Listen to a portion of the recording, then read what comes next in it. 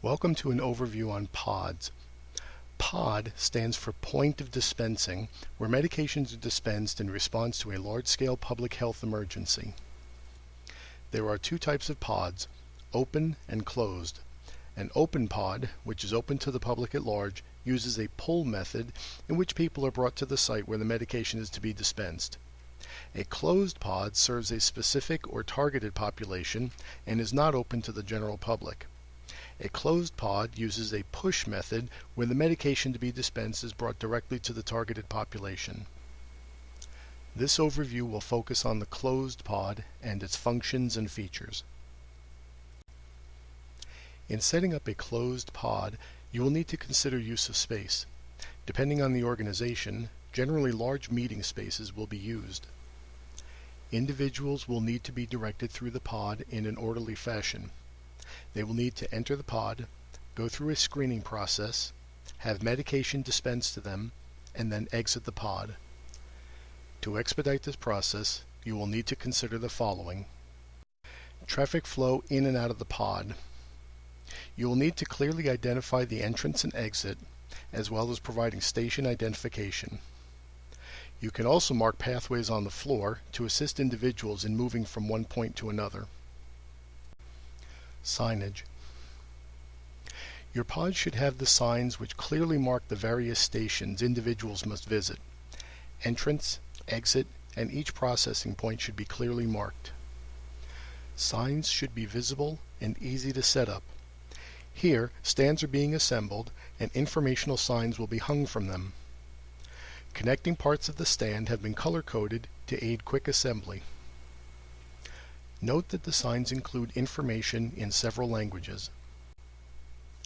Equipment and supplies. Equipment and supplies related to pod activities should be in self-contained containers, rolling cages, or carts as shown here. Equipment and supplies that are in containers, carts, or cages allow for easy transport and accessibility. Roles and responsibilities of staff. Running a pod requires a team filling various roles. Among those roles are Pod Manager. The Pod Manager is in overall charge of pod operations. Greeters. Greeters help to direct people into the pod, provide direction, and answer questions. Forms Screeners. Forms screeners review the forms that people fill out for completeness and accuracy. Medical screeners and medical referrals. Medical screeners review the forms if someone has indicated an allergy or other medically significant information on their form. Dispensers. Dispensers give the medicine to the people when they present their completed and screened forms. IT staff. Members of the IT staff provide the technical support for technology used in support of the pod, such as laptops, tablet computers, and communications devices. Photographers, videographers, event recording staff. Photographers and videographers or other event recording staff capture images or other data from the event, which can be used later for analysis of the event, promotion of the event, or for other informational purposes. Safety Monitor, Site Safety Officer. The Safety Monitor checks to make sure that the entire operation is run safely. Interpreters. If appropriate, interpreters should be available to assist the target population with entering the pod, understanding the forms to be filled out, and communicating information about drug allergies or other information about the medication being dispensed. Interpreters include speakers of a variety of languages and also include interpreters for deaf and hard of hearing members.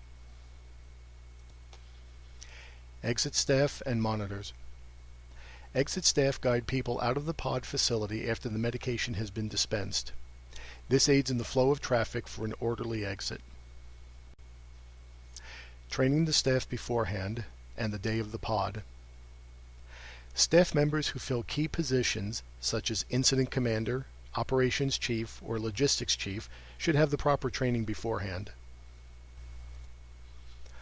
Other positions, such as forms screeners, medication dispensers, and volunteers may receive training the same day the pod is activated.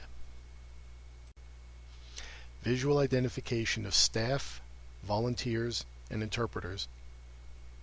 Staff members should wear readily identifiable clothing, vests, or other items in order for people coming into the pod to identify staff members who are there to assist them and/or to identify their function.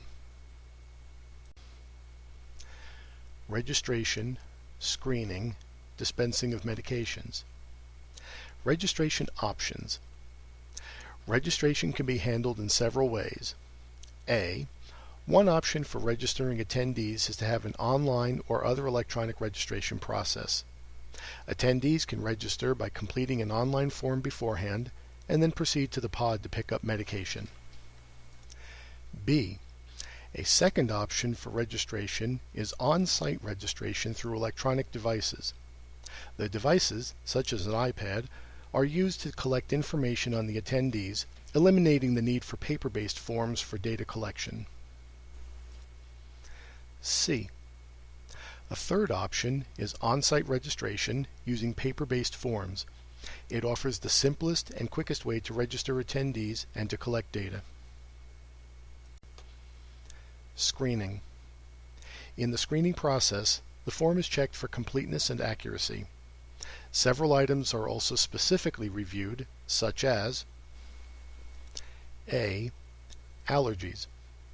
Screeners will look for drug allergies noted on the form by attendees. B. Medical referrals. If a drug allergy or other problem is noted on the form, attendees are directed to medical screeners for further evaluation. Dispensing medication.